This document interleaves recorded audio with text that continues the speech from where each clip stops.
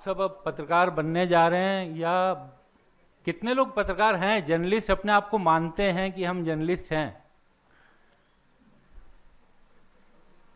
अच्छा, बहुत कम लोग हैं अभी।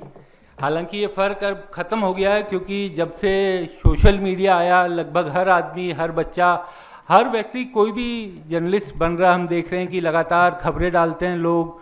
अब न्यूज़ के लिए केवल कुछ सोर्सेज नहीं बचे हैं कि वेरीफाइड सोर्सेज के जरिए खबर आएगी या कहाँ से खबर आएगी। तो मोबाइल जर्नलिज्म जब से आया तब से ये देखा गया कि जर्नलिस्टों की संख्या बढ़ गई है। अब उन जर्नलिस्टों जो बिना किसी डिग्री के सब अपने आप जो जर्नलिस्ट बन रहे हैं, उनमें और आप में क्या फ़र्क होगा, केवल ये संस्थान केवल वो फ़र्क तय करेगा कि आप में और उनमें क्या फ़र्क होगा। शुरुआत से बात करते हैं। देखिए, सबसे पहले जो मैं तो क्योंकि आप लोगों को अपने अनुभव ही बता सकता हूँ। अब क्योंकि आप जर्नलिज्म में आए हैं, जर्नलिज्म करने जा रहे हैं, तो सबसे पहली और सबसे बेसिक चीज़ आपको जो हमेशा ध्यान रखनी है कि आपको प्रेजेंटेबल बनना है। प्रेजेंटेबल आप क्या पहन रहे हैं? आपने चेक की शर्ट पहनी हुई है, लाइनिंग शर्ट पहनी हुई है, टीवी में ये सब बहुत ख़राब लगता है। आपको प्लेन कपड़े पहनने हैं ताकि टीवी में आप प्रेजेंटेबल लगे। शेव रोज बनानी है अगर आप, और लड़कियों के लिए भी ड्रेस पर अपना ध्यान रखना। ये बड़ा बेसिक है। जब आप नौकरी करने जाएंगे या कहीं इंटरव्यू देने जाएंगे जर्नलिज्म के फील्ड में, तो ये सब चीज़ें बहुत महत्व करती हैं। और सबसे पहला इम्प्रेशन आपका इन्हीं सब चीज़ों को देखकर सामने आता है कि आप किस तरीके से अपने आप को प्रेजेंट करते हैं। क्योंकि आप जो यहाँ से सीख के जाएंगे इस कोर्स के दौरान अपने जर्नलिज्म के, वो सब आप तब दिखा पाएंगे जब सामने वाले को आपकी प्रेजेंस, आपका आना, आपसे बात करना वो अच्छा लगेगा और आप उसे किसी तरह से प्रभावित करें। तो वो आपकी जो फर्स्ट प्रेजेंस है वो बहुत मायने रखती है। और टीवी की दुनिया में, क्योंकि आप में से ज़्यादातर लोग टीवी में ही काम करना चाह रहे होंगे या अखबारों में भी जाना के लिए कोई आया है यहाँ पर? बहुत कम लोग अखबार के लिए हाथ उठा रहे हैं। हालांकि अखबार एक अच्छा विकल्प है। जब टीवी आया था नया नया, हम लोग जब नए टीवी में गए थे 2005 में, मैंने टीवी में अपना काम शुरू किया था, उससे पहले अखबार में ही था। तब ये कहा जाता था कि टीवी के आने के बाद अखबार खत्म हो जाएंगे, न्यूज़पेपर खत्म हो जाएंगे, लेकिन ऐसा कुछ हुआ नहीं। और सोशल मीडिया जिस तेज़ी से पिछले 5-7-10 सालों में बढ़ा, तो ये कहा गया कि अब टीवी खत्म हो जाएगा, टीवी की रीच खत्म हो जाएगी। वो भी नहीं हुआ। जो रीच है टीवी की वो लगभग बनी हुई है। तो यानी इसका मतलब ये है कि तमाम जो मीडियम्स हैं उन सभी की अपनी महत्ता बनी रहती है। हाँ, एक दूसरे के आने के बाद रीच किस तरीके से बढ़ती है, लोगों के पास, जनता के पास, पब्लिक के पास अब ऑप्शंस ज़्यादा हैं।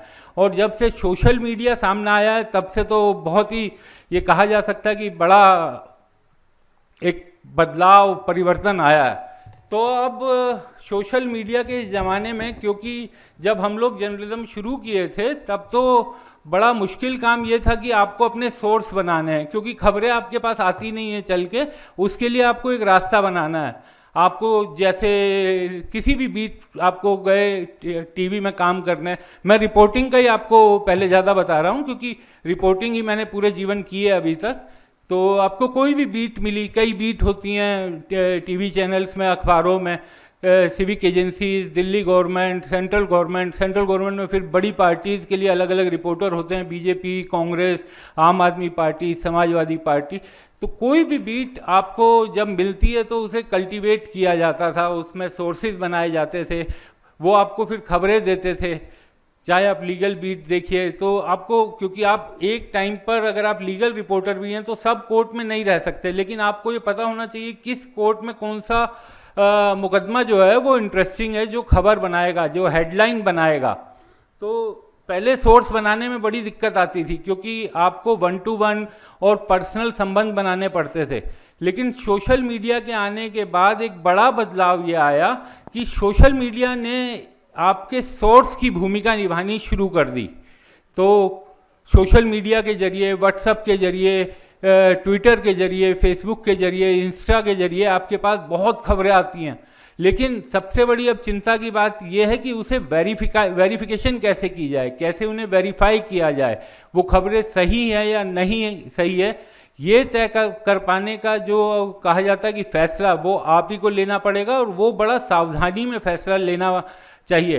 क्योंकि कई बार ये देखा है कि सोशल मीडिया पर जो खबरें आती हैं उसे बिना वेरीफाई किए आगे बढ़ा दिया जाता है, और वो जो फ्लो होता है वो बहुत खतरनाक होता है। कई बार हम अंदाज़ा नहीं लगा पाते कि हमारी एक छोटी सी गलती कितनी बड़ी परेशानी का कारण बन सकता है। और जिस तरीके से अब कानून और बाकी चीज़ें भी थोड़े सख्त होते जा रहे हैं, तो वो चिंता एक रिपोर्टर, एक जर्नलिस्ट के लिए बहुत ज़्यादा बढ़ती है। क्योंकि अगर आप वेरीफाइड हैंडल हैं ट्विटर पे और आपने कुछ डाला, तो आपकी पहचान करना, क्योंकि लोग आप पे विश्वास करते हैं कि आपने अगर कुछ डाला है तो वो खबर सही होगी, वो एकदम फैक्चुअल करेक्ट होगी।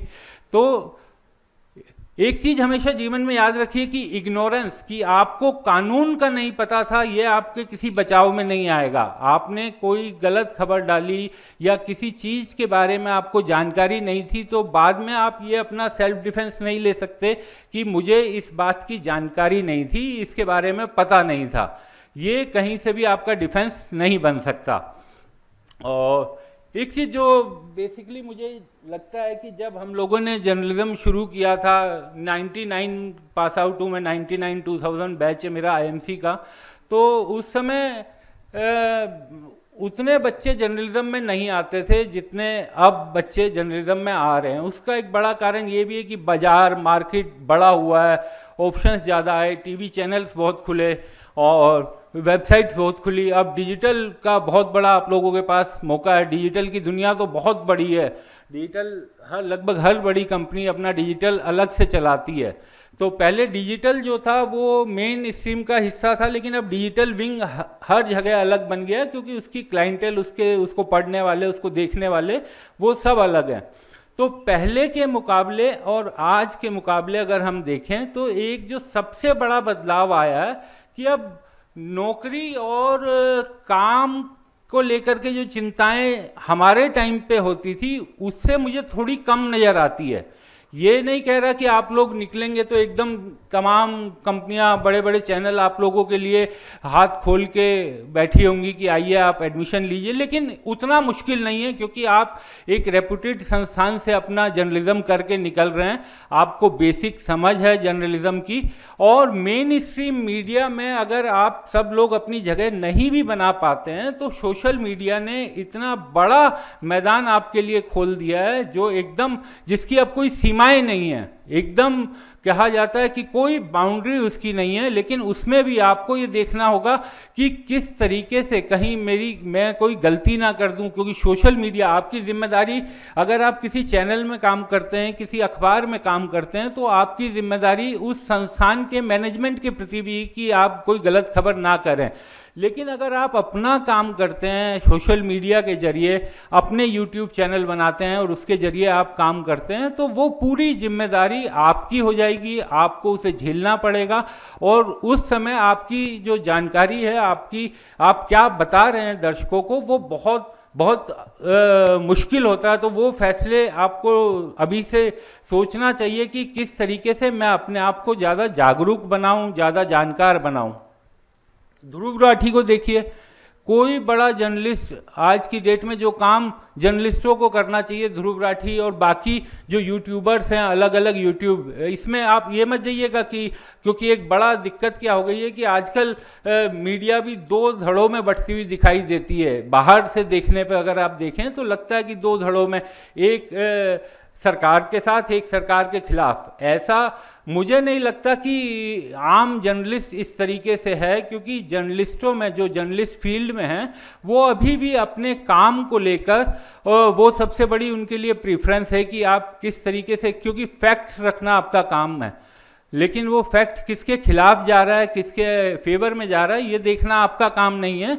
ये बाकी लोग देखें, जिसको फर्क पड़ रहा है वो देखें। लेकिन आप, क्योंकि बाहर से देखने में लगता है कि अब इसके बगैर काम नहीं चलेगा, अगर आप दो धड़ों में से किसी एक धड़े की तरफ नहीं रहेंगे तो आप जर्नलिज्म नहीं कर पाएंगे। ऐसा उतना मुश्किल नहीं है, थोड़ा लगता है बाहर से देखने पर, लेकिन ऐसा नहीं है।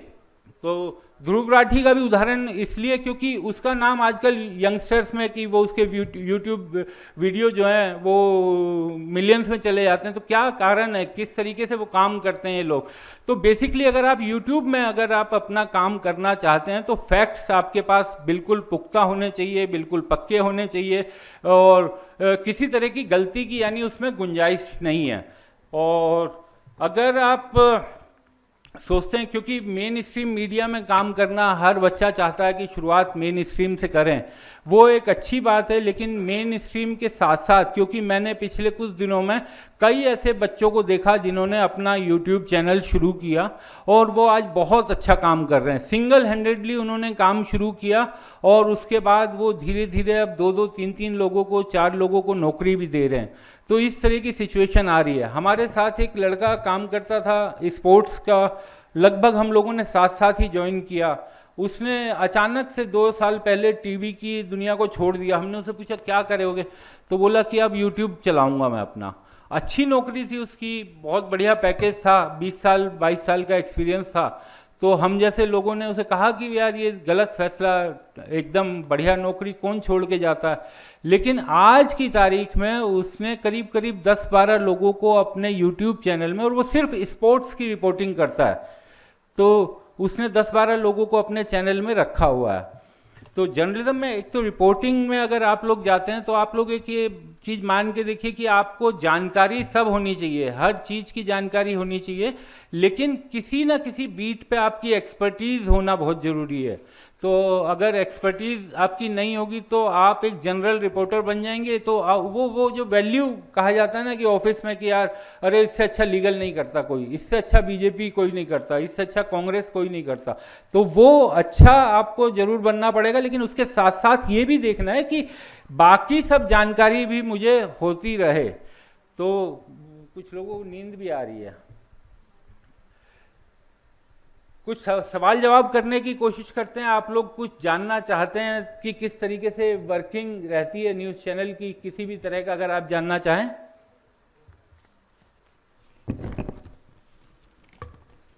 किस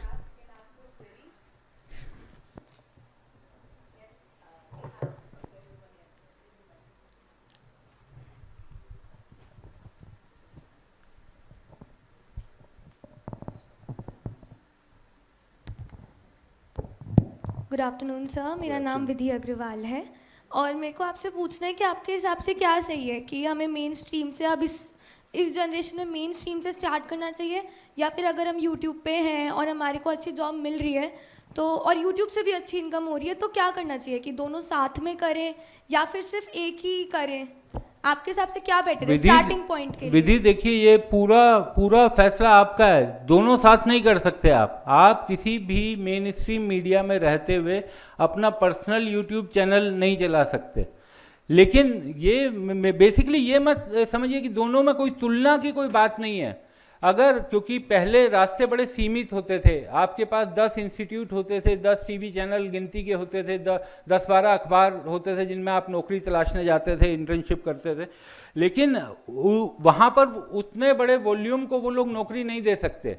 तो अब केवल स्थिति आपके लिए बेहतर हो गई है। अब अगर आप YouTube से भी शुरुआत करते हैं तो ऐसा नहीं है कि आप आगे बढ़ने से आपको कोई रोक सकता है। आपकी सीमाएं खुल गई हैं, बाउंड्रीज खुल गई हैं, कोई बाउंड्रीज नहीं है। और आपको अब नौकरी तलाशने में, जाने में, और जब तक नौकरी नहीं मिल पा रही है तब तक परेशान होने में, टेंशन में आने में, वो सब चीज़ें आप बच सकते हैं अगर आप YouTube या बाकी संसाधनों के जरिए अपने काम को आगे बढ़ाते हैं। नमस्कार सर, मेरा नाम वंश वधावन है और मेरा सवाल ये है कि बहुत सारे संस्थानों में, बहुत सारे इंस्टीट्यूशंस में भी जो रिपोर्टर्स होते हैं, जो एंकर्स होते हैं, एक्सटेंसिव नॉलेज के बावजूद भी, और जिनका स्टेटस वेटरन का होता है, जैसे वेटरन रिपोर्टर होता है, उसके बावजूद भी वो कभी प्रोमिनेंस में नहीं आ पाते, या फिर वो उस कैटेगरी में नहीं आते जैसे बड़े बड़े पत्रकार थे। कोई उदाहरण दो सर। बहुत सारे होते हैं। मैं प्रोमिनेंस क्या, किस तरीके की प्रोमिनेंस? हाँ सर, जैसे लाइमलाइट में आना, कवरेज ज़्यादा होना। अच्छा, देखिए बेसिकली मुझे जो लगता है ना कि आप जिस तरफ इशारा कर रहे हैं, देखिए जर्नलिज्म में टीवी के आने के बाद ये थोड़ी दिक्कत हुई कि टीवी जब आया उसके बाद ये दिक्कत हुई कि पहले जब दूरदर्शन का टाइम हुआ करता था तब भी आप याद कीजिए कि दूरदर्शन में जो न्यूज़ पढ़ते थे वो जर्नलिस्ट नहीं होते थे, वो न्यूज़ प्रेजेंटर कहा जाता था उन्हें, क्योंकि वो न्यूज़ प्रेजेंट करते थे। उन्हें प्रेजेंट करने का एक तरीका आता था, चाहे आप किसी की भी बात कीजिए उस ज़माने में सलमान बाकी जो बड़े न्यूज़ प्रेजेंटर थे तो उनके नाम के आगे कभी जर्नलिस्ट नहीं लिखा जाता था। लेकिन जब private industry I, private news channels आए, तो जो एंकर्स थे वो हमने प्रेजेंटर शब्द ख़त्म कर दिया। हम उन्हें जर्नलिस्ट के तौर पर ही देखने लगे और जर्नलिस्ट एंकर बनने भी लगे। बहुत से जर्नलिस्ट हैं जो एंकरिंग में गए, जो एंकर बने। लेकिन एक जो बड़ा फ़र्क है वो आपको उससे मैं चाहूँगा कि क्योंकि आगे आने वाले बच्चे उससे बचें। कई बार एंकर जो है वो परफॉर्मर की भूमिका में आ जाता है, या फील्ड रिपोर्टर भी हम देखते हैं कि वो परफॉर्म करने लगता है। उसको ये लगता है कि जो मैं परफॉर्मेंस कर रहा हूँ, आप जो बोल रहे हैं उससे क्या फ़र्क पड़ रहा है, आपके फैक्ट्स क्या हैं, वो नहीं, वो अपने परफॉर्मेंस के जरिए एक बनाने की कोशिश करता है कि मैं अलग हूँ।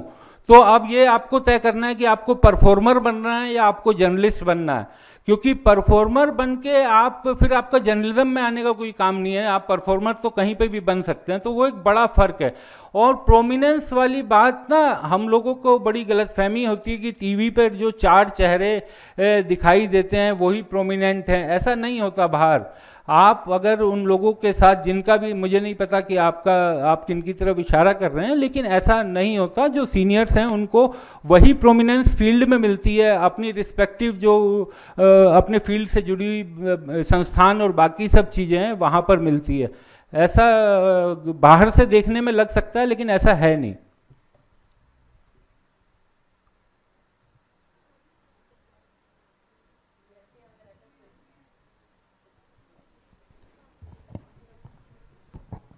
Hello, sir. Ji, I'm Yaran hi. Chaudhary. Sir, can you please tell the impactful story you have worked on and like which your most memorable story? बहुत अच्छा सवाल। देखिए, हर जर्नलिस्ट के जीवन में रहती हैं बहुत सारी स्टोरीज जो उन्होंने की। मैं उदाहरण तो क्या दूं, लेकिन 1-2 स्टोरीज की मैंने जो शायद मुझे लगता है कि वो मेरे लिए याद रखी जाएंगी।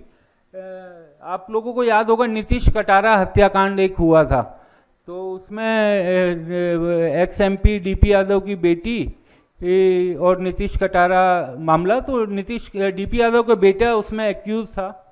तो उनकी बेटी लंदन में रहती थी, वो इंडिया आकर आखिरी टाइम पे जब ट्रायल शुरू हो गया और विटनेस का मामला शुरू हो गया, तो ये सवाल उठता था कि उनकी बेटी लंदन से आएंगी या नहीं आएंगी।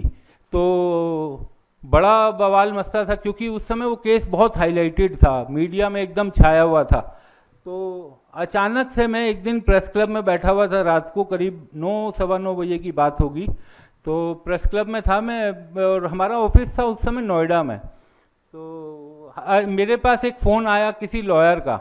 उसने मुझे फ़ोन किया और कहा कि विक्रांत भाई, DP यादव की बेटी इंडिया आ गई है। तो मैंने, क्या बात कर रहे हो, वो कैसे आ सकती है? तो बोले कि नहीं, वो इंडिया आ गई है। उन्होंने मुझे फ़्लाइट नंबर बताया उसका और बोले लंदन से उतर गई है वो, और कल वो विटनेस दे सकती है कोर्ट में।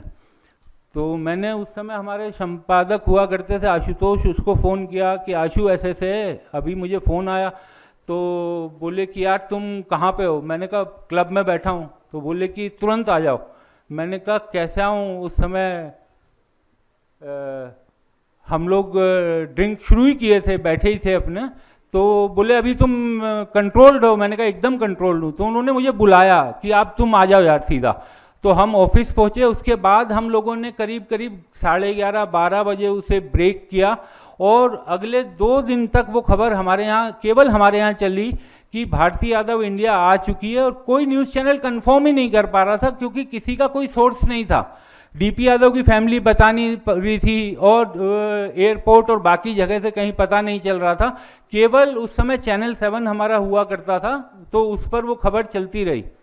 और उसके बाद जब 3 दिन बाद उसकी विटनेस हुई कोर्ट में, तो भारती यादव के केस में इन कैमरा ट्रायल होता था। इन कैमरा का मतलब ये नहीं होता कि रूम में कोई कैमरा लगा हुआ है। जब कोर्ट महिलाओं से संबंधित किसी मामले की सुनवाई करती है तो आमतौर पर इन कैमरा किया जाता है। तो इन कैमरा का मतलब ये होता है कि केवल केस से जुड़े हुए लॉयर और जज साहब कोर्ट में रहेंगे। तो केवल भारती यादव कोर्ट में थी, डीपी यादव की बेटी, और बाकी उनके दोनों तरफ के वकील, प्रोसिक्यूशन के और डिफेंस के और जज साहब।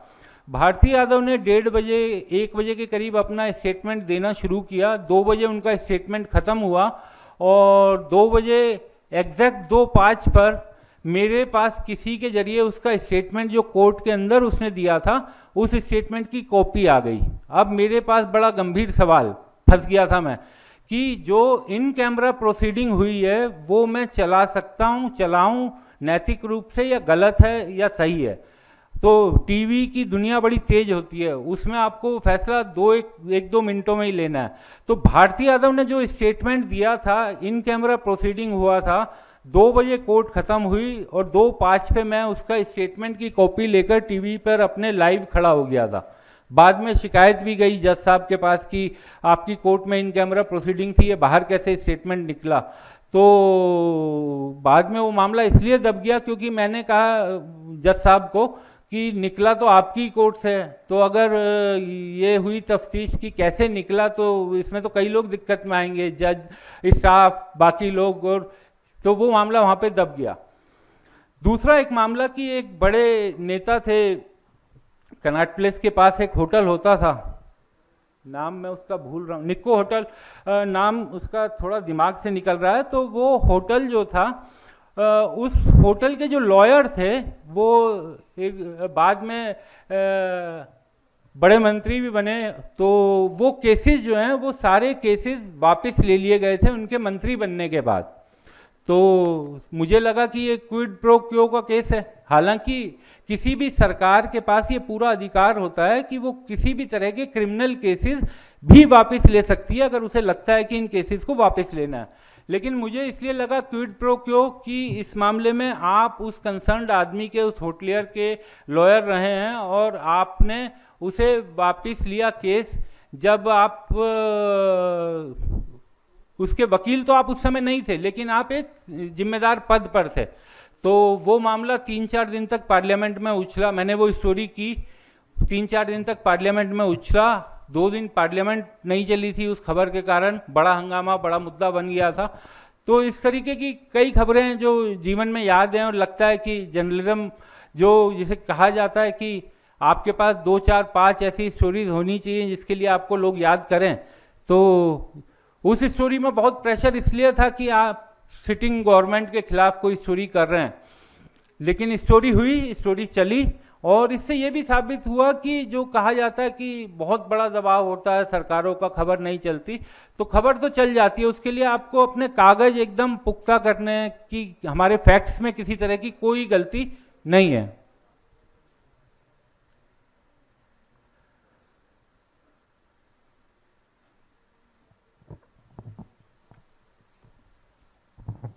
सर, जैसे आपने अभी बताया कि प्रेशर रहता है अगर हम गवर्नमेंट से डायरेक्ट ऐसे बोलते हैं। जैसे आपने अपनी पहली स्टोरी में बताया कि आपने जज से बोला कि अगर इन्वेस्टिगेशन होगी तो काफ़ी लोग पकड़े जाएंगे। तो आपको कभी ऐसा लगा कि शायद मैं कुछ गलत बोल रहा हूँ, या फिर उस प्रेशर से आप कोप अप कैसे करते हैं? देखिए, अभी तक ऐसी कोई गलती नहीं हुई कि कोई फैक्चुअली बात गलत बोली हो और जो बाद में लगा कि आपने कुछ ऐसा बोला जो जिसके गलत असर हो सकता है। लेकिन अगर आपसे कोई गलती हो जाए, मैं ये नहीं कह रहा सिर्फ टीवी पर, सोशल मीडिया पर भी आपके पास अगर कोई गलती हो जाए तो आपको उसे सुधारना जरूर चाहिए, क्योंकि फैक्ट्स आपके हमेशा सही होने चाहिए। आपको कौन बड़ा आदमी कौन छोटा आदमी इससे फर्क नहीं पड़ता कि वो आपको परेशान कर देगा। वो आपको परेशान इसलिए नहीं कर पाएगा कोई भी, क्योंकि आपके फैक्ट्स सही हैं। अगर आपके फैक्ट्स गलत होंगे, इंटेंशन गलत होगी, तब आप दिक्कत में पड़ सकते हैं। लेकिन अगर आप फैक्चुअली करेक्ट हैं तो मुझे नहीं लगता किसी तरह की कोई दिक्कत होगी। सर, क्योंकि बीइंग अ गर्ल, मेरे पेरेंट्स, एक्चुअली मेरी मदर इवेंचुअली बहुत ज़्यादा वो रहती है कि एक तो ये प्रोफेशन थोड़ा सा लड़कियों के लिए, इन्हीं चीज़ों की वजह से वो थोड़ा डरी भी रहती हैं कि तू इस प्रोफेशन में जा रही है, अगर कल को ऐसा कुछ हो गया तो फिर सिक्योरिटी एंड ऑल का भी इशू होता है। तो अरे लड़के की भी सिक्योरिटी उतना ही बड़ा मुद्दा है। हाँ, पर वो थोड़ा सिंगल चाइल्ड के पेरेंट्स को रहता है ना कि मेरी बेटी जा रही है और वैसे भी दूसरे शहर में जा रही है, वो पढ़ने को भी ऐसी हो रही थी, तो ऐसा कुछ रहता है क्या? देखिए, ऐसा मुझे नहीं लगता कि अब वो इतनी इतनी इतनी बढ़िया सब जगह, हम जिस ज़माने की बात कर रहे हैं, अब लड़के और लड़की का किसी प्रोफेशन में, ये प्रोफेशन उसके लिए ठीक है या नहीं, ये सवाल आज से 20 साल पहले तो मौजूद हो सकता था, लेकिन आज इस सवाल की मुझे लगता है कोई अहमियत बची नहीं है। प्रोफेशन नहीं कि कभी ऐसे सिक्योरिटी का इशू हुआ है क्या? देखिए, सिक्योरिटी का भी इश्यू ऐसा सच नहीं होता, वो केवल फिल्मों में और टीवी सीरियल्स में ही दिखाई देता है कि आपके पीछे परेशान करने के लिए गुंडे लग जाते हैं, ऐसा कुछ नॉर्मल लाइफ में नहीं होता अगर आप फैक्चुअली ठीक हैं तो। क्योंकि ये जो स्टेरियोटाइप्स हमारी सीरीज और मूवीज हमारे लिए बनाती हैं, वो काफी बार पेरेंट्स के माइंड पे बहुत प्रेशर डाल देती है। अरे जितने बड़े बड़े घोटाले हैं, आप किसी भी घोटाले की बात कीजिए, वो सब जर्नलिस्ट ने ही खोले हैं। चाहे आप हर्षद मेहता की बात कीजिए, किसी घोटाले को आप उठाइए, वो सब जर्नलिस्टों के जरिए खुले हैं। तो अगर ऐसा होता तो फिर तो बड़ा मुश्किल हो जाता। तो उस तरीके के खतरे, देखिए, अगर हर जगह वो खतरे रहते हैं, आप कोई भी ऐसा काम जिससे किसी को परेशानी हो, क्योंकि आप कोई खबर करेंगे तो एक आदमी को, हर खबर में एक आदमी को फायदा होगा, एक आदमी को नुकसान होगा। बस आपको क्या करना क्या है, जिससे बच के रहना है कि जिसका फायदा हो रहा है वो भी आपके संपर्क में नहीं होना चाहिए, और जिसको नुकसान हो रहा है आपकी इंटेंशन नहीं होनी चाहिए कि मुझे इस आदमी का नुकसान करना है। सर, मतलब बीच का रहना है कि इधर की भी खबर जाननी, उधर की भी जाननी। अरे हम लोग जब आईएमसी में पढ़ा करते थे तो एक बात, ये बड़ी ऑफ द रिकॉर्ड है, लेकिन मैं आज अचानक से आ गई बीच का रहने वाले पे, तो मुझे याद आया। हम पढ़ा करते थे तो हमारे अंग्रेजी के जो लेक्चरर थे वहाँ आईएमसी में, अंग्रेजी जर्नलिज्म के, उनकी क्लास में एक दिन बैठा हुआ था। आईएमसी में बड़ी छूट थी कि आपकी कोई क्लास नहीं हो रही तो आप हिंदी जर्नलिज्म के हैं तो इंग्लिश जर्नलिज्म में जाके बैठ जाइए, उसमें खाली अगर रेडियो पीआर में बैठना है वहाँ बैठ जाइए, एड पीआर में बैठना है वहाँ चले जाइए। तो मैं अंग्रेजी जर्नलिज्म में बैठा हुआ था, तो वहाँ हमारे लेक्चरर साहब ने मुझे एक क्लास को एक बात बताई कि अगर आप रात को कहीं पर जाएं, किसी ने आपको बुलाया, इनवाइट किया है कि आइए डिनर करते हैं, और आपको पता है कि यार ये आदमी ठीक नहीं है, इसकी खिलाफ मुझे खबर भी करनी है, तो बोले कि जाओ आराम से यार, उसकी शराब भी पियो, खाना भी खाओ, और अगले दिन सवेरे खबर जब वो पढ़े तो वो पागल हो जाएगी, ये आदमी रात को मेरे साथ बैठा हुआ था। तो जर्नलिस्ट इतना हल्का नहीं होता, इतना सस्ता नहीं होता कि वो उसे कोई खरीद ले, या किसी के साथ खाना खा लिया तो अब वो उसके खिलाफ काम नहीं करेगा। क्यों नहीं करेगा यार, उसका बेसिक काम तो वही है। अगर मेरी आपके साथ दोस्ती है, वो पर्सनल दोस्ती है, आपके साथ लंच करूंगा, डिनर करूंगा, लेकिन खबर आएगी तो वो अगर फैक्चुअली खबर ठीक है तो उस आदमी को भी ये दिक्कत, ये बाद में पता चलना चाहिए कि यार ये आदमी तो मेरे साथ बैठा था लेकिन इसने खबर तो एकदम उल्टा की है।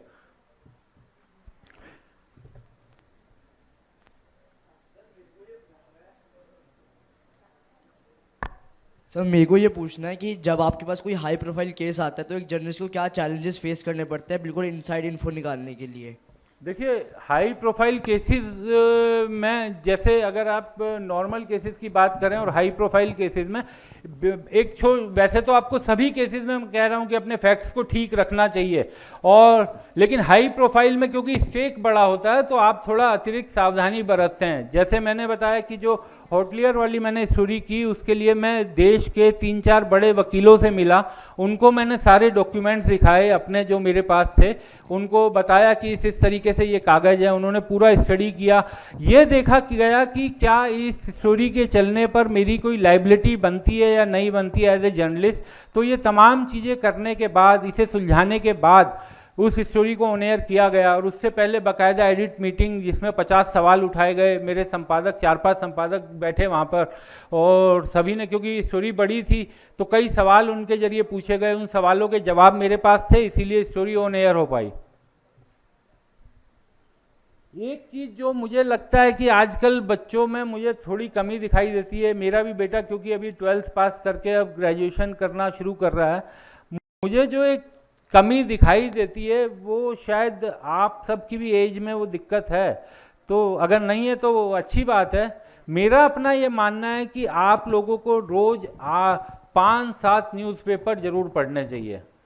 अगर आप अखबार नहीं पढ़ेंगे, अगर आप मैगजीन्स नहीं पढ़ेंगे, अगर आप कुछ ना कुछ तो पढ़ना चाहिए आपको। अगर आपको पढ़ने का शौक नहीं है तो जर्नलिज्म में बहुत दिक्कत होने वाली है, क्योंकि ऐसा नहीं है कि हम केवल डिग्री लेकर के और जर्नलिस्ट बन जाएंगे। आपको जानकारी है या नहीं है, कल विनेश का जो मामला हुआ उसमें से कितने लोगों को एकदम पूरी जानकारी है कि क्या हुआ? क्या हुआ? नहीं नहीं, पूरी उससे जुड़ा हुआ कोई भी सवाल का जवाब होना चाहिए आपके पास। ऐसा कोई है?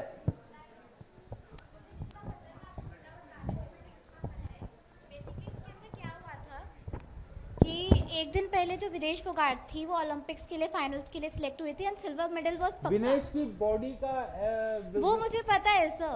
एक दिन पहले जो उनका वेट था it was around 53 to 52, but next morning वो वेट उनका 100 किलोग्राम से ज़्यादा हो गया था। That's why she was overweight और उसको कम करने के लिए उन्होंने इतना हार्डकोर एक्सरसाइज करा था। विनेश का वेट, विनेश किस कैटेगरी में आमतौर पे खेलती है? प्लीज। हैं? 50 kg। हाँ जी। विनेश 53 खेलती है। किसने 53 बोला? नहीं नहीं, मैंने पूछा वो आमतौर पे किस पे खेलती थी और किस में खेलना चाह। हाँ, विनेश हमेशा से 53 खेलना चाहती थी, लेकिन चूंकि वो नेशनल नहीं खेली थी उस समय, वो अपना प्रदर्शन वगैरह कर रही थी और सीनियरिटी की वजह से वो नेशनल नहीं खेलना चाहती थी। तो विनेश ने कहा कि 53 में फिर वो जीती थी लड़की अंतिम पंगाल। तो अंतिम पंगाल नेशनल जीती थी, तो अंतिम पंगाल को 53 में भेजा गया। तो विनेश के पास एक ही ऑप्शन था कि या तो वो 50 में जाए या फिर ऑप्ट आउट करे। उसने 50 में जाना स्वीकार किया। और विनेश का जो बॉडी का वेट है वो आमतौर पर रहता है 57 के करीब। तो हर पहलवान, दुनिया भर के पहलवान जो हैं वो अपने वेट से कम में खेलने की कोशिश करते हैं, क्योंकि सामने वाला थोड़ा सा हल्का मिल जाए। तो विनेश इसलिए 53, लेकिन उसके लिए 50 बहुत वो था। तो उस दिन भी उसकी 3 बाउट थी, तो उसने वेट बड़ा कंट्रोल रखा, 49.9 उसका वेट रहा। हाँ, तो उसके बाद जो उसका वेट, क्योंकि 3 बाउट लड़ी, डिहाइड्रेशन हो गई, कोशिश उसने बहुत की। उसको अगर थोड़ा समय और मिल जाता, मुझे लगता आधा 1 घंटा और मिल जाता, तो वो 100 ग्राम कम करने की पूरी कोशिश में थी। वो आखिरी टाइम तक जुटी रही कि कम किया जाए। नहीं हो रहा क्योंकि जो उनका फैट बॉडी मास था और मसल्स था वो वैसे कम नहीं हो सकता था। तो वो जितना कर सकती थी, लाइक हेयर हाँ, कट, वो ब्लड बिल्कुल लॉस, अपने वो तो करा उन्होंने। वो बाल पूरे हटाने के लिए भी लोग कहते हैं कि तैयार हो गई थी कि हाँ। इसको रेजर कर देते हैं। करा था, बट फिर दंगल कट करके क्या है, तो जो उन्होंने थोड़ा जितना छोटा कट किया करा था था उसको भी उतना कह तो रहे थे कि पूरा, लेकिन उसके बाद फिर टाइम ही नहीं बचा था, क्योंकि वो 10 मिनट का टाइम था, उसी के अंदर करना था। 150 ग्राम उसका अप था, जो कम किया उसने तो 50 ग्राम और 10 मिनट में कम हो गया, लेकिन 100 ग्राम फिर भी रह गया था। तो बेसिक यानी विनेश के बारे में जानना नहीं, मैं बेसिकली ये कह रहा हूँ कि आपको सब चीज़ें जानना बहुत ज़रूरी है। अगर कोई घटना हुई है तो उसके सारे दो उसका एक नियम होता था कि 2 kg का वो मिलता था, छूट मिलती थी। वो क्यों नहीं मिली विनेश को? ऐसी छूट थी, कहीं पढ़ा आप लोगों ने?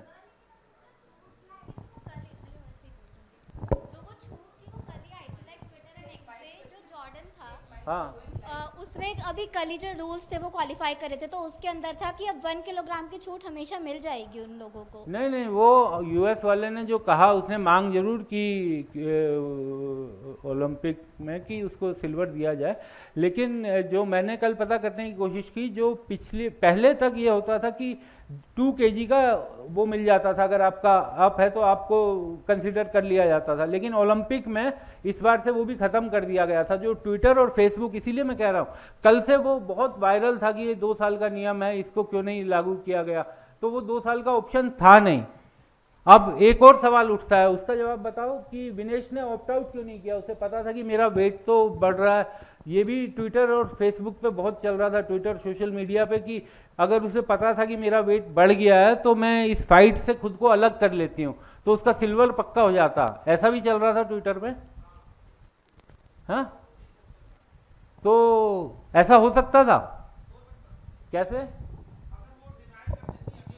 कि मैं चोटिल हूँ, ये रीज़न दे करके सिर्फ उस केस में हो सकता था। देखिए, ये भी मैं इसीलिए मैं कह रहा हूँ कि ये ट्विटर पे लगातार चल रहा है कि वो अगर ऑप्ट आउट कर जाती तो उसको सिल्वर मिल जाता। ऐसा नहीं है, उसे नहीं मिलता।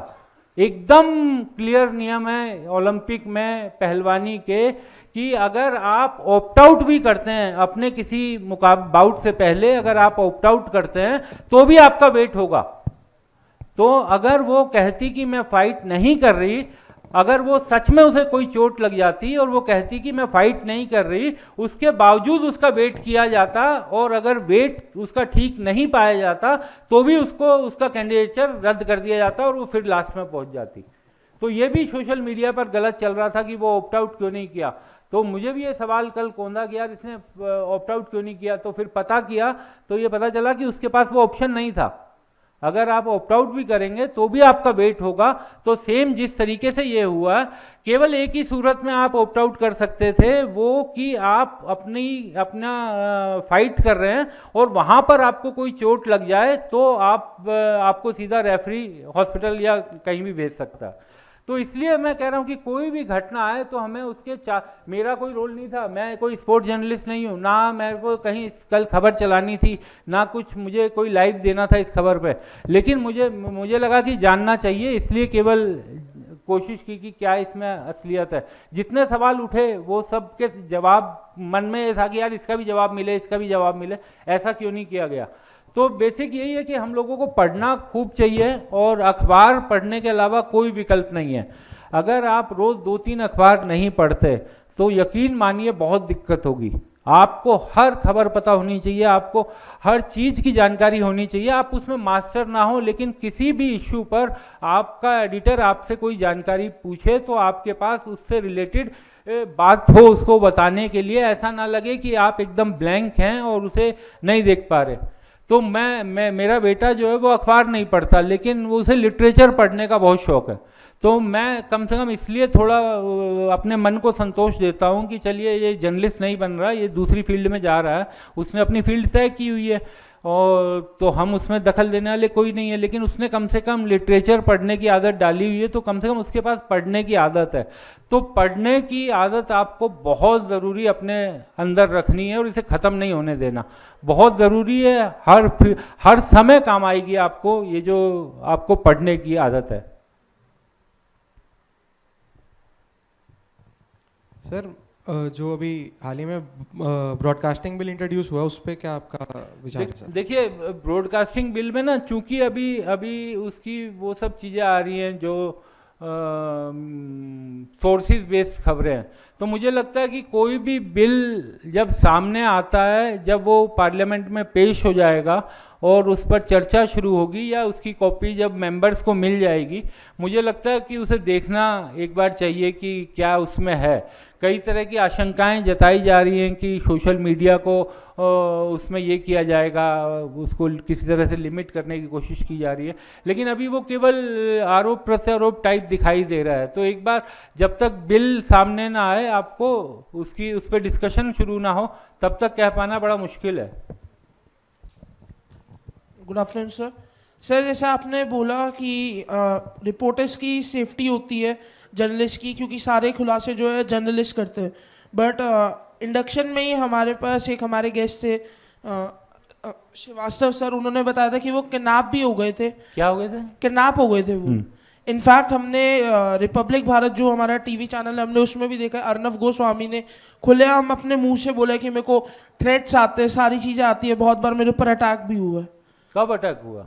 उन्होंने सर अपने उसमें बोला है चैनल्स पे। छोड़ो यार, हम लोग दूसरे उनके बारे में वही बता पाएंगे। नहीं सर, बेसिकली मेरे को ये पूछना है कि ये सच में ये बातें झूठी यार है या इसमें डिफिकल्टीज है? अगर नहीं, दिक्कतें तो हैं, ये मैंने नहीं कहा कि दिक्कतें नहीं हैं, दिक्कतें भी हैं, थ्रेट्स भी आएंगी जिसका आप नुकसान कर रहे हैं। कोई खबर चलेगी तो एक आदमी का तो नुकसान होगा, वो आपको हो सकता है थ्रेट भी दे, आपका नुकसान भी करे।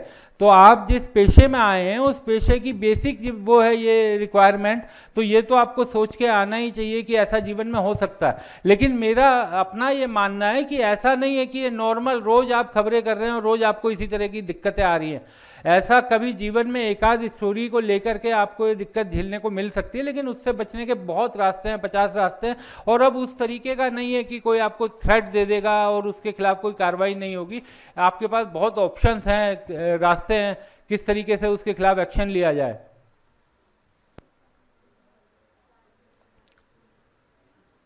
जी,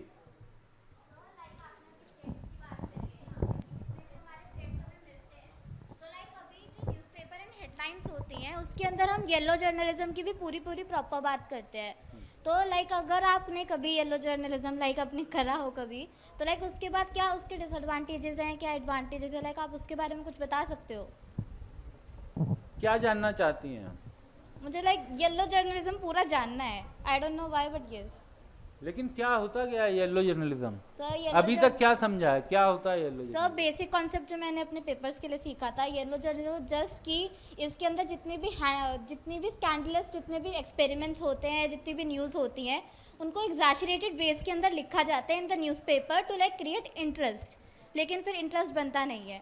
लेकिन देखिए मेरा अपना ये मानना है कि येलो जर्नलिज्म जैसे कॉन्सेप्ट को हम अलग रखते हुए भी अगर, क्योंकि अब जो न्यूज़ का जो फ्लो है वो इस तरीके का है कि अगर कोई खबर आ रही है तो वो एक साथ 4-5-6 लोगों को आ रही है जो जर्नलिस्ट उस बीट के हैं, तो आप अपनी खबर को किस तरीके से बेचेंगे शब्द का इस्तेमाल इसलिए यूज़ कर रहा हूँ क्योंकि आप अपने कस्टमर को दिखाना या पढ़वाना चाहते हैं, तो सबके पास वो खबर है, सब आपके कंपटीटर्स के पास भी वो खबर है, तो व्यूअर आपकी खबर के पास क्यों आएगा, क्यों आपकी खबर देखेगा?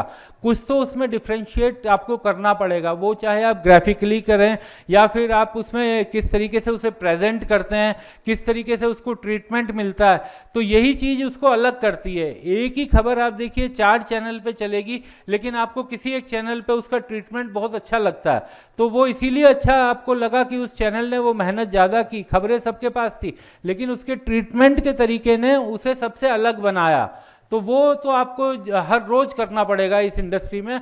जो डेस्क है, प्रोडक्शन है, उसका बेसिक काम ही यही है कि रिपोर्टर का काम तो केवल एक रो फीड दे देनी है, रो खबर दे देनी है लिख के कि यहाँ ये हो गया, ये इसकी फीड है, लेकिन उसको सजाने का, उसको संवारने का काम डेस्क का, प्रोडक्शन का, आउटपुट का, जो पर्दे के पीछे बैठ करके काम कर रहे हैं। और किसी भी news agency, news TV channel की जो रीढ़ की हड्डी होती है वो डेस्क ही होती है, वो उस खबर को मजबूत बनाती है, दर्शक के सामने बेहतर तरीके से प्रेजेंट किया जा सके उस लायक बनाती है। तो वो टीवी में सबके अलग अपने रोल हैं, तो वो लोग उसे सजाने का काम करते हैं। सबसे महत्वपूर्ण काम तो वही है कि आप किस तरीके से उसे प्रेजेंट करते हैं। जी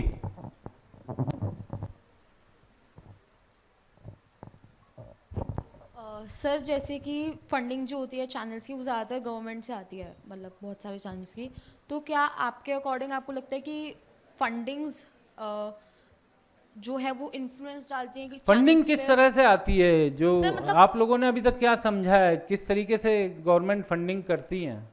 सर जो एडमिनिस्ट्रेशन होती है चलाने के लिए, मतलब हर चैनल के पास आती है, वो तो हम सबको पता है। कल हमारे पास हमारे जो गेस्ट आए थे उन्होंने पूरा कॉन्सेप्ट समझाया था इस पर, एंड हम वो लोग समझ गए। तो मैं आपसे ये पूछना चाह रही हूँ कि आपके अकॉर्डिंग क्या आपको ऐसा लगता है कि वो चीज़ इन्फ्लुएंस डालती है कि चैनल को क्या दिखाना है क्या नहीं दिखाना? देखिए बाहर से अगर हम देखते हैं तो लगता है कि वो बहुत बड़ा इन्फ्लुएंस डालता है, लेकिन ऐसा अगर आप अंदर से देखेंगे तो उतना बड़ा फर्क आपको नहीं दिखाई देगा। एक चीज़ ये समझिए कि जो फंडिंग, गवर्नमेंट फंडिंग जो होती है वो ऐड के रूप में होती है, जो एडवर्टाइजमेंट सरकारें देती हैं। तो ये अनादिकाल से, प्राचीन काल से होता आया है और ये आगे भी हमेशा होता रहेगा, क्योंकि सरकारें जो अपना अच्छा काम कर रही हैं वो दिखाना चाहेंगी कि पब्लिक के बीच में उसे शोकेस किया जाए। अगर वो एडवर्टीजमेंट नहीं करेंगी तो वो उनका जनता के बीच में कैसे पहुंचेगा? हमें हर चीज़ को सिर्फ अगर हम एक आंख बंद करके देखेंगे तो दिक्कत होगी। ये एक बेसिक रिक्वायरमेंट कह सकते हैं कि ये सरकारों की भी है, ये न्यूज़ चैनल्स की भी है, क्योंकि मेजर सोर्स वो होता है, वो आता है वहाँ से। तो लेकिन प्राइवेट फंडिंग भी बहुत होती है, बहुत एडवर्टीजमेंट भी होते हैं। लेकिन जो प्रेशर वाली बात की है, मैं एक बात बताऊं कि एज ए जर्नलिस्ट और एज ए रिपोर्टर मैंने अपने जीवन में पर्सनल लेवल पे इस तरीके का कोई प्रेशर नहीं देखा है कि वो रिपोर्टर तक आए या वो चैनल का जो फील्ड में काम कर रहा है उस तक आए, उसको ये सब चीज़ें नहीं पता होती है। कई बार हम लोग, होता क्या है कि सेल्फ बंदिशें बांध लेते हैं। हम लोग ये मान लेते हैं एज ए जर्नलिस्ट कि अगर मैं ये खबर करूँगा तो सरकार नाराज़ हो जाएगी, ऑफिस नाराज़ हो जाएगा। ऐसा होता नहीं है। आप आइडिया तो दीजिए, आप बोलिए, क्योंकि सबसे पहले कहा जाता था कि जर्नलिज्म में सबसे ज़रूरी है संवाद करना, बातचीत करना, लेकिन धीरे धीरे हमने देखा कि संवादहीनता हो गई, सवाल पूछने बंद हो गए। अगर आप सवाल नहीं पूछेंगे तो जवाब कैसे मिलेगा? तो सवाल, हम लोग अपनी कमियों को छुपाने के लिए कई बार ये कह देते हैं कि बहुत प्रेशर है, सरकारों का बहुत प्रेशर है, आजकल कुछ नहीं कर पा रहे। अरे जो यूट्यूब और बाकी जगह जो चैनलों पे, अखबारों में जो खबरें कई बार आती हैं जिनसे सरकारें, चाहे वो स्टेट गवर्नमेंट हो या नेशनल हो, जो परेशान होती हैं, आखिर वो खबरें भी तो सामने आ रही हैं।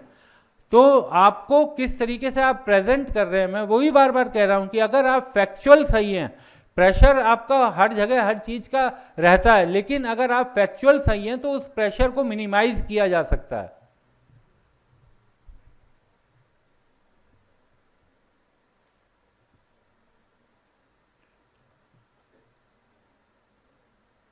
हाँ, लगता है सब थक गए।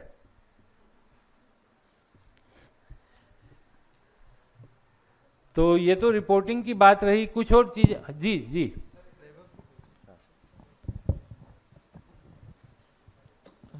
सर एक क्वेश्चन है मेरा कि जैसे मोदी गवर्नमेंट है अभी, I mean he is a very good leader, मेरे माइंड में चल रहा था पूछूं कि ना पूछूं।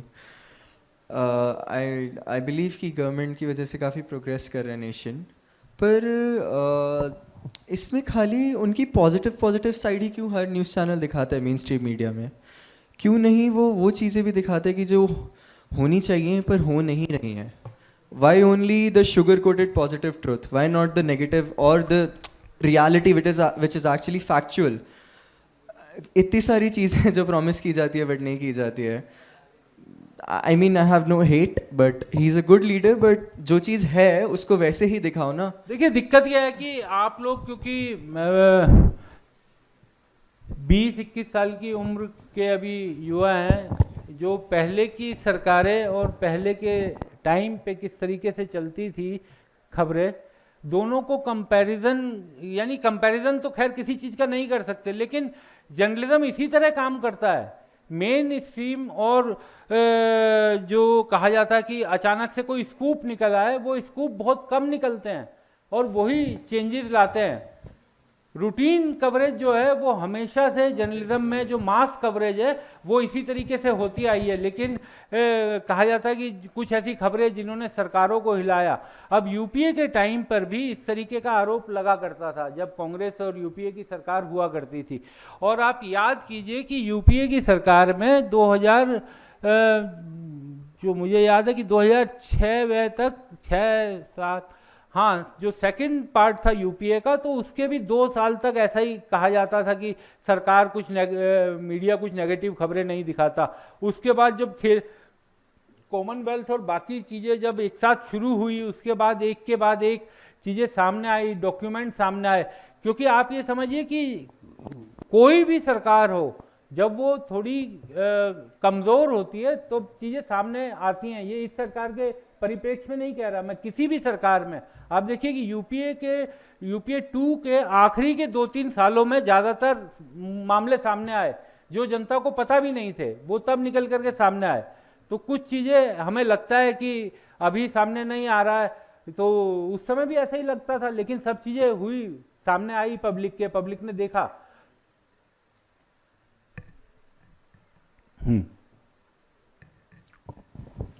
Sir, my name is Vaibhav, good afternoon. जी वैभव। एंड मेरा क्वेश्चन ये है, अभी सिंस मंडे हमारा इंडक्शन चल रहा है, आपके पहले भी कुछ जर्नलिस्ट आए हैं और उन्होंने भी हमें यही बताया, जैसे आपने बताया कि वेब सीरीज़ और मूवीज़ में बहुत ज़्यादा एग्जैजरेटेड करके एग्जैजरेशन होती है कि उतना प्रेशर नहीं होता। लेकिन कहीं ना कहीं when we are working in an institution, तो कहीं ना कहीं कुछ गाइडलाइंस, कुछ रूल्स तो दिए जाते होंगे कि ये लिमिट्स रखनी है। तो बट एक जर्नलिस्ट का जो मेरे हिसाब से पहला काम होता है वो ये होता है टू स्प्रेड अवेयरनेस। तो क्या आप अभी हमें बिना उस फिल्टर के थोड़ा सा ये बता सकते हैं कि आपका एनालिसिस क्या है of the current government end of the opposition? देखिए, करंट गवर्नमेंट और अपोजिशन, जनता ने जो मैंडेट इस बार दिया है, तो जनता ने जो मैंडेट दिया है वो सोच के ही दिया होगा। जनता बहुत समझदार है इस देश की, तो जिस तरीके का मैंडेट आया है वो अपने आप में ये बताता है कि जो जनता के मन में सवाल थे उसने अपने मैंडेट के रूप में सामने किए हैं। लेकिन सरकारों के कामकाज की समीक्षा करना, एक जो मुझे अपने लिए लगता है कि कई बार ये कहा जाता है कि जर्नलिस्ट को अपोजिशन की भूमिका में रहना चाहिए। क्यों रहना चाहिए भाई? अपोजिशन का काम अपोजिशन को ही करना चाहिए, जर्नलिस्ट को अपनी भूमिका, हम अपनी भूमिका भूलते जा रहे हैं कि हमारी क्या भूमिका है। हमारा काम, बेसिक काम क्या है? हमारा काम है खबरें सामने रखना। अब उससे अपोजिशन को फायदा होता है या सरकार को फायदा होता है ये देखना हमारा काम नहीं है, लेकिन वो खबर सामने आनी चाहिए जिस खबर पर हम काम कर रहे हैं। तुम बीच में कुछ जोड़ना चाहते थे? मैं बस ये कहना चाह रहा था कि हमको ऑपोजिशन के लिए या रूलिंग पार्टी के लिए काम नहीं करना है, आई अग्री ऑन दैट, लेकिन हर चीज़ के प्रोज एंड कॉन्स बिल्कुल होते हैं, बिल्कुल होते हैं, राइट। और ऐसा तो नहीं है कि बीजेपी ने गलतियां नहीं करी हैं 15 साल में, बहुत गलतियां की होंगी। मेजरली हम जो देखते हैं, जो क्या कहते हैं कॉन्स होते हैं, वो मेन स्ट्रीम मीडिया में बहुत लिमिटेड दिखते हैं, बहुत ही ज़्यादा लिमिटेड। और जब हम सोशल मीडिया की बात करते हैं, जब हम यूट्यूब की बात करते हैं, तो मेजरली जो है वो सिर्फ कॉन्स दिखते हैं। देखिए ये बेसिकली ना एक जो डिवाइड आया, यही मैं कह रहा था कि एक बड़ा डिवाइड आ गया कि एक इस तरीके का परसेप्शन बन गया कि मेन स्ट्रीम मीडिया जो है वो प्रो गवर्नमेंट है और जो यूट्यूब मीडिया है, जो अल्टरनेट मीडिया है, वो प्रो अपोजिशन है। लेकिन मैं अभी भी इसमें वही मैं कह रहा हूँ कि ये फैसला हमें पर्सन टू पर्सन, ये व्यक्ति पे डिपेंड करेगा कि आप किस तरीके से अपने काम को आगे रख करके इस इंडस्ट्री में एग्जिस्ट करते हैं, अपना वर्चस्व बना के रखते हैं। अब आप देखिए कि बहुत सी खबरें ऐसी होंगी, अगर आपके पास फैक्चुअली, जैसे उदाहरण अगर मैं देने की कोशिश करूं कि आप कोई खबर करते हैं और आपको ये लग रहा है कि इससे अपोजिशन को ज़्यादा फायदा हो जाएगा, तो ये सिर्फ आपका फायदा, आपका डिसीजन नहीं होता। किसी भी मेन स्ट्रीम मीडिया में, चैनल में फिल्टर करने के बहुत तरीके होते हैं। जर्नलिस्ट, जो बेसिक जर्नलिस्ट हैं, उन पे किसी तरह का प्रेशर इस तरीके का नहीं आता कि आप अपोजिशन या सरकार की तरफ का, हम लोग कई बार सेल्फ इम्पोज रूल बना लेते हैं। मैं वही कह रहा हूं कि मैं वोट देता हूं तो निश्चित तौर पर मैं किसी ना किसी पार्टी को तो सपोर्ट करता हूँगा, 100% करता हूँगा। और दो ही, ये ऐसा नहीं है कि मुझे उस पर भी बड़ी आपत्ति है जब लोग कहते हैं कि निष्पक्ष बन जाइए। निष्पक्ष नहीं बन सकते आप। निष्पक्ष तो वो होता है जो सोच समझ नहीं सकता।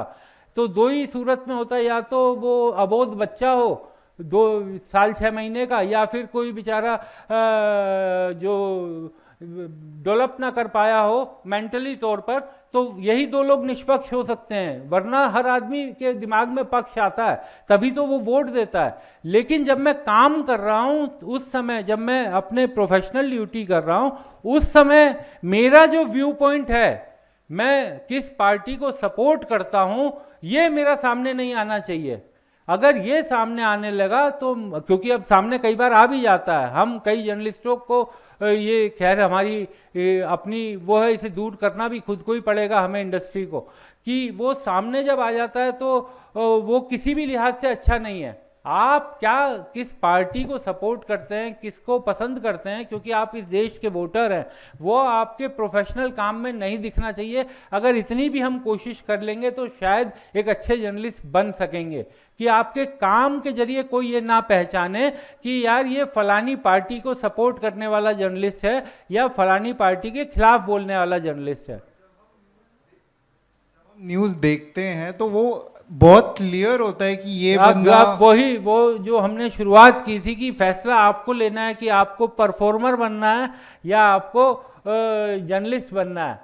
आपको, क्योंकि जहन में आपके वही लोग रहते हैं जो प्रोमिनेंटली अपनी बात बोल रहे हैं। लेकिन इंडस्ट्री इतनी बड़ी है, इतनी वास्ट इंडस्ट्री है, आप 10, 20, 50 लोगों के कारण पूरी इंडस्ट्री को पेंट नहीं कर सकते, ब्रश नहीं कर सकते कि इंडस्ट्री इस तरीके से सोचती है। अगर ऐसा हो तो मुझे तो नहीं लगता कि ऐसा है। हाँ, हम लोगों के बीच में बहस होती है, विचार डिस्कशन होते हैं जब हम जर्नलिस्ट भी आपस में दोस्तों में बैठते हैं, क्योंकि हमारा एक व्यू पॉइंट है, वो व्यू पॉइंट लेकिन मेरा पर्सनल व्यू पॉइंट है जो मेरे पर्सनल स्पेस के लिए है, वो मेरा व्यू पॉइंट पब्लिक के लिए नहीं है, और वो मेरा प्रोफेशनल व्यू पॉइंट वो नहीं आना चाहिए। उस समय अगर वो सामने आ रहा है तो निश्चित तौर पर वो परफॉर्मर है, वो जर्नलिस्ट नहीं है।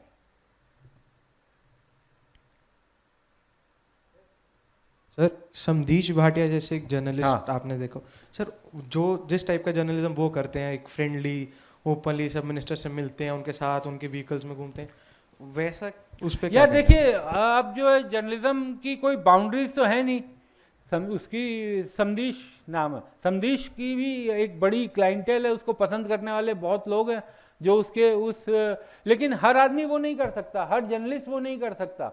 तो मुझे हालांकि उसमें कुछ गलत नहीं नज़र आता, अगर उसने अपना एक नया क्या कहते हैं तरीका ईजाद किया है कि मैं इस तरीके से करूँगा और वो लोगों को पसंद आ रहा है, तो लेकिन बेसिक वो कर रहा है जर्नलिज्म, हमें ये देखना है कि वो जर्नलिज्म कर रहा है नहीं कर रहा, उससे वो सवाल जवाब सामने आ रहे हैं जो वो पूछना चाहता है, क्योंकि परफॉर्म करते हुए वो जर्नलिज्म कर रहा है, दोनों के बीच में जुड़ता है वो परफॉर्मर्स और जर्नलिस्ट। तो अगर उसके जर्नलिज्म से कुछ सामने आ रहा है तो उसमें कोई बुराई नहीं है, क्योंकि अब इतनी बड़ी फील्ड में, इतनी बड़ी भीड़ में आपको अपनी जगह बनानी है, तो किसी तरह तो जगह बनानी पड़ेगी, और वो लोग अगर उसके उस तरीके को पसंद कर रहे हैं तो उसमें आपत्ति करने वाली कोई बात नहीं लगती मुझे।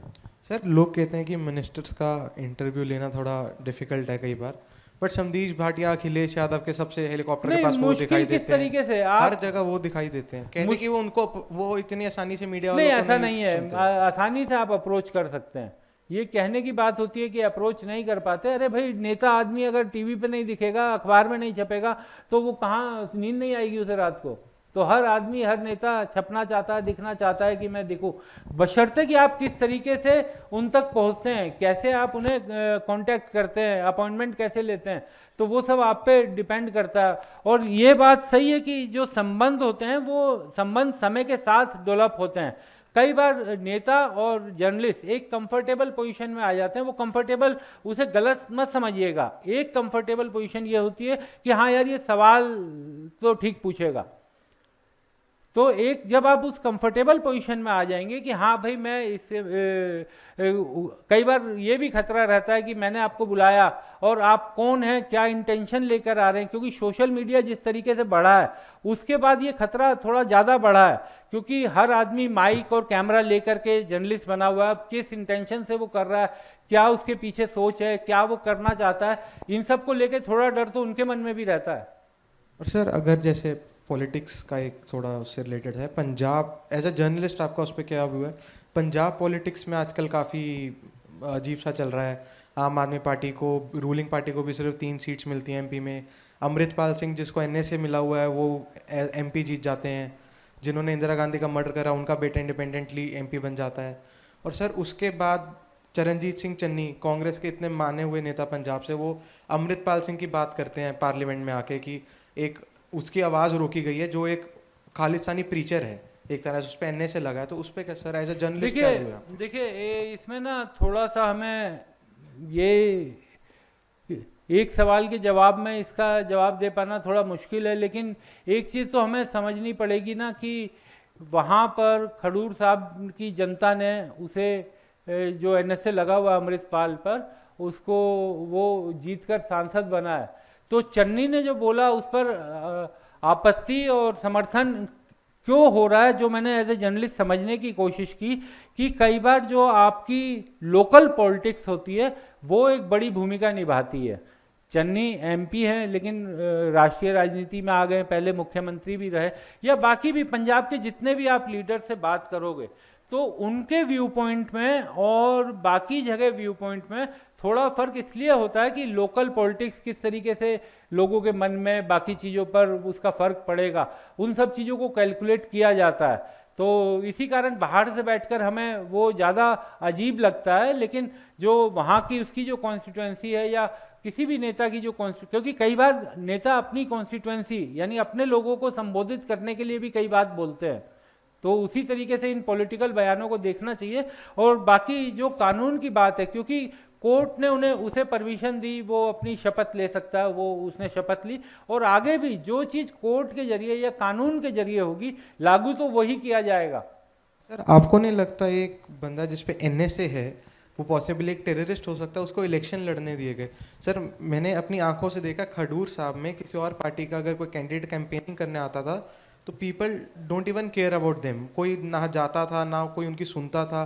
They had a fixed mindset कि जो है हमारा अमृतपाल सिंह है and his main motive was anti-drug and his own brother was caught with drugs and with one of his friend and अभी तक I think he got bail recently. Sir वो जो चीज़ें वो प्रीच करता है वही उसकी फैमिली उस चीज़ में पकड़ी जा रही है, फिर उसके जो एड्स हैं सर वो गन्स लेके उन पर घूमते हैं, तो ऐसे बंदे को इलेक्शन लड़ने दिए गए। ये तो बड़ा क्या कहा जाए कि अब कानून देश का संविधान जो है वो रोकता नहीं है। NSA लगा हुआ है, वो बंद है, लेकिन कानून और संविधान में जेल में रहते हुए कानून लड़ने का अधिकार है, तो इसको कैसे रोका जाए? ये तो कॉन्स्टिट्यूशनल बात है ना। हाँ, मेरी ओपिनियन की इसमें ज़रूरत ही नहीं है। ये मैं क्या सोचता हूँ, एक वो आप कह रहे हैं कि टेररिस्ट है, लेकिन हो सकता है कोई दूसरा आदमी कहे कि वो प्रीचर है। हमें देखिए NSA उसमें इसीलिए लगा हुआ है और इसीलिए वो जेल में बंद है, लेकिन कॉन्स्टिट्यूशन ये आज़ादी देता है कि आप चुनाव लड़ सकते हैं, इसी कारण वो चुनाव लड़ा। अब सही गलत ये कोर्ट के जरिए फैसला साबित होगा, और निश्चित तौर पर देखिए दोनों, इसीलिए मैं कह रहा हूँ कि दोनों तरफ के व्यू पॉइंट हैं। आपका काम एज ए जर्नलिस्ट खबर देना है कि खडूर साहब से जो जीता है उस पर NSA लगा हुआ है, और इस तरीके से जो आपने बताया कि वो उसके भाई ड्रग्स में पकड़े गए, जो भी आपने बताया, लेकिन आप उसके बाद जो पर्सनल व्यू दे रहे हैं वो आपका व्यक्तिगत राय है, जो एज ए जर्नलिस्ट आप अपने चैनल में या अखबार में, क्योंकि वो आपका पर्सनल व्यू है, वो बायस नहीं होना चाहिए। आपको वहाँ तो फैक्ट्री रखना पड़ेगा कि हाँ उस पर NSA लगा हुआ है, वो जेल में उसने शपथ ली है, और कानून इस तरीके का है कि ऑनरेबल MP हैं। हाँ,